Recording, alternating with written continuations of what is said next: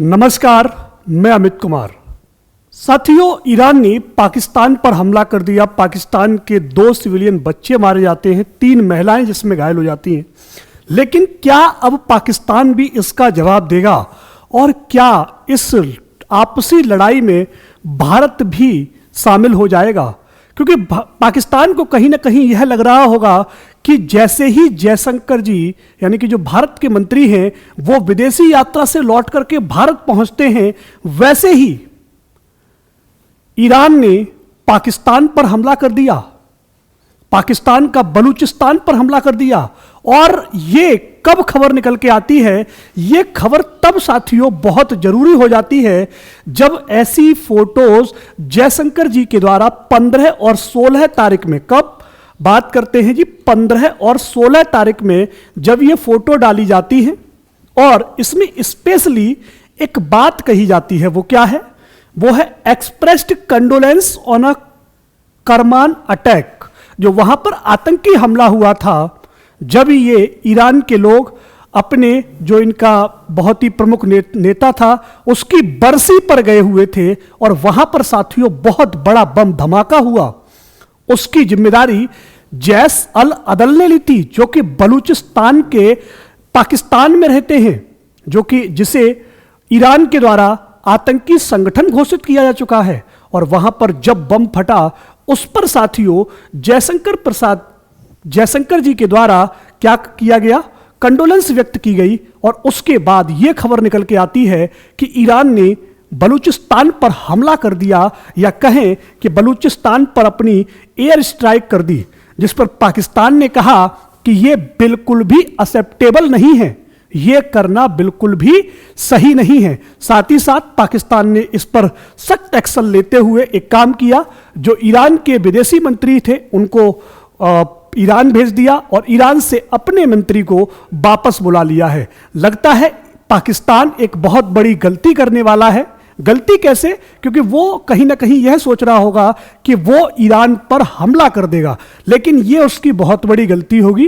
क्योंकि जो सैनिक 1971 में 3000 सैनिक साथियों, ठीक है, 12 टैंक जिनके पास थे, वो भारत के मात्र 150 सैनिकों के साथ नहीं लड़ पाए, तो वो क्या पाकिस्तान के साथ लड़ पाएंगे? पाकिस्तान में भले ही बहुत ज्यादा आबादी हो, जनसंख्या बहुत ज्यादा हो, लेकिन ईरान के पास लड़ने की जो तकनीकी है वो बहुत ही अव्वल दर्जे की है। ठीक है, अब भले ही अगर हम बात करते हैं कि पाकिस्तान सेना के मामले में ऊपर आता है ईरान से, जैसे पाकिस्तान का नंबर 9वां है, ठीक है, भारत का नंबर 4था है, और वहीं पर जो ईरान है उसका नंबर 14वां है। लेकिन नंबर, ये जो नंबरिंग होती है वो जनसंख्या यानी कि सेना के आधार पर होती है कि सेना में कितने लोग हैं। लेकिन यहां पर जो ईरान है वो मजबूती से अपने आप को बिल्ड कर रहा है, अपनी तकनीकियों पर काम कर रहा है। यहां पर पाकिस्तान लगातार कह रहा है इस बात को कि वो इसका जवाब भी दे सकता है, वो इसके लिए कतई फ्री है। लेकिन ऐसा कहना भी बहुत गलत होगा, क्योंकि पाकिस्तान के पास क्या है आप जानते हैं? परमाणु, जिसका टेस्टिंग जो है ईरान लगातार कर रहा है, लेकिन उसे सफलता नहीं मिल पा रही है, क्योंकि इजराइल बार बार वहां पर बम गिरा देता है या फिर यूएसए उस पर पूरी तरह से नजर रखे हुए है। ठीक है, तो ये यहां पर समस्याएं आ रही हैं। ये साथियों वो कह सकते हैं फॉरेन मिनिस्टर हैं जिनको पाकिस्तान से खदेड़ दिया गया है। इनको पाकिस्तान से भेज देना ठीक है, लेकिन अगर पाकिस्तान यह गलती कर बैठता है कि वो ईरान से युद्ध कर बैठेगा या लड़ बैठेगा और जीत लेगा, तो साथियों पहले पाकिस्तान जो था वो बांग्लादेश वाला हिस्सा भी था, बांग्लादेश उससे अलग हो गया था। ऐसा ही कुछ यहां पर भी देखने को मिल सकता है, क्योंकि ईरान अपने क्षेत्रफल को बढ़ाने में माहिर है। हो सकता है कि पाकिस्तान लड़ने जाए और बलूचिस्तान को खो के चला आए, यह भी देखने को मिल सकता है आने वाले समय में। या फिर हमको यह भी न्यूज मिल सकती है कि पाकिस्तान ने मिसाइल फोड़ दी या ये कर दिया, क्योंकि इसमें साथियों जो यूएसए है वो इसमें अपना वर्चस्व बढ़ाना चाहता है।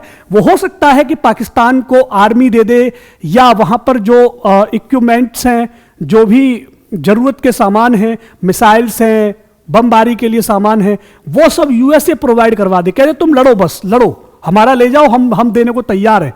तो हो सकता है कि पाकिस्तान एकदम से ये कर दे, लेकिन पाकिस्तान के खुद के भी हालात बहुत खराब हैं, क्योंकि अंदर जो चल रहा है, प्रेसिडेंट के रूप में, प्राइम मिनिस्टर के रूप में जो वो रिप्रेजेंट करना चाहते हैं, इमरान खान को वो हटाना चाहते हैं, वहां पर नई सरकार को बनाना चाहते हैं।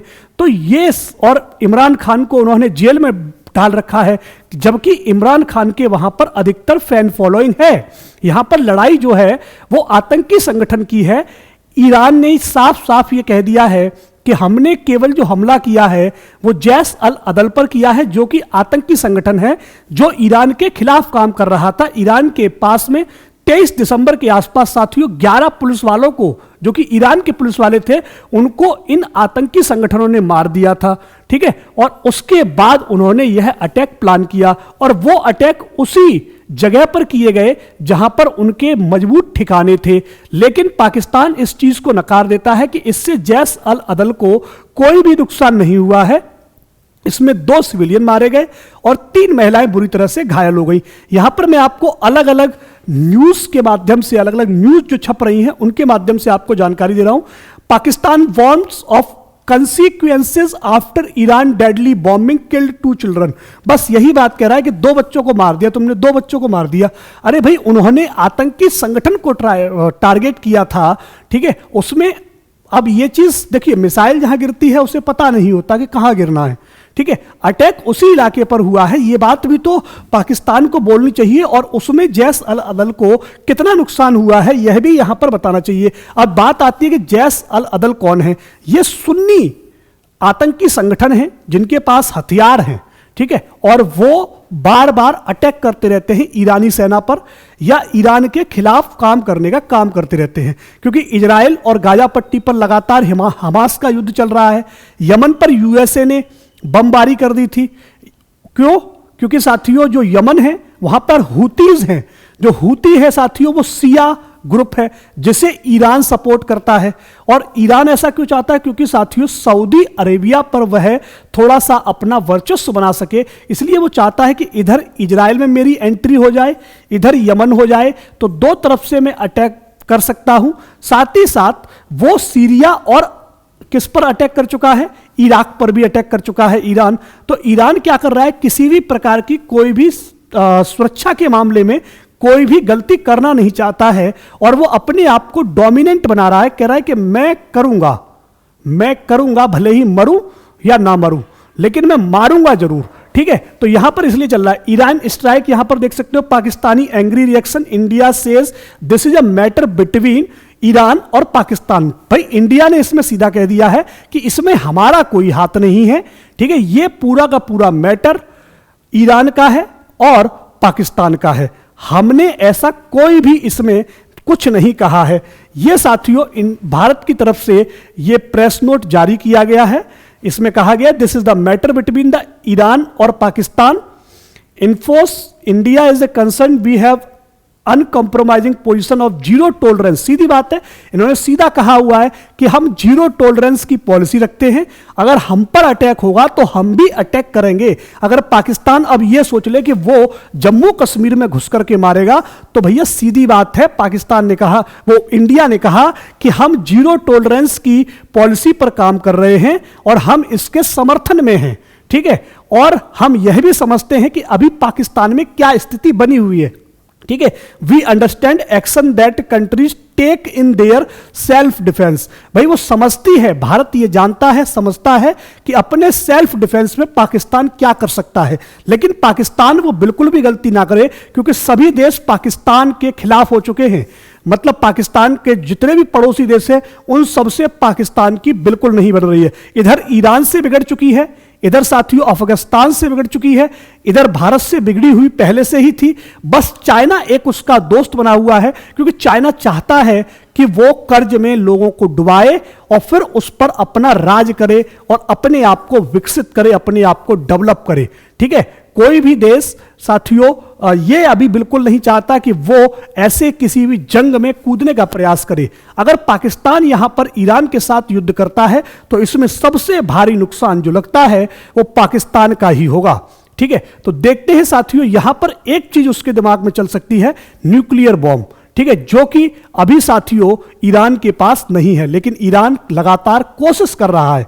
अब यहां पर यह भी हो सकता है कि यूएसए ईरान पर दबाव बनाने के लिए या ईरान को कमजोर करने के लिए किसी और की तरफ से ईरान पर अटैक करवा दे, क्योंकि यह हमेशा से चालबाजी यूएसए की रही है, अमेरिका की रही है, जिससे कि देश का, ईरान के देश का ध्यान बट जाए और वो अपनी अपनी जो सेना है वो इजराइल की तरफ न भेजते हुए वो पाकिस्तान की तरफ भेजना शुरू कर दे। ये चाल यहां पर चली जा सकती है। तो देखते हैं, मिलेंगे आपसे नई वीडियो में। अगर आप हमारे साथ जुड़ना चाहते हैं तो चैनल को सब्सक्राइब कीजिए, वीडियो को लाइक कीजिएगा और इसे शेयर कीजिएगा। मिलते हैं नई वीडियो में, तब तक के लिए नमस्कार, जय हिंद, जय भारत।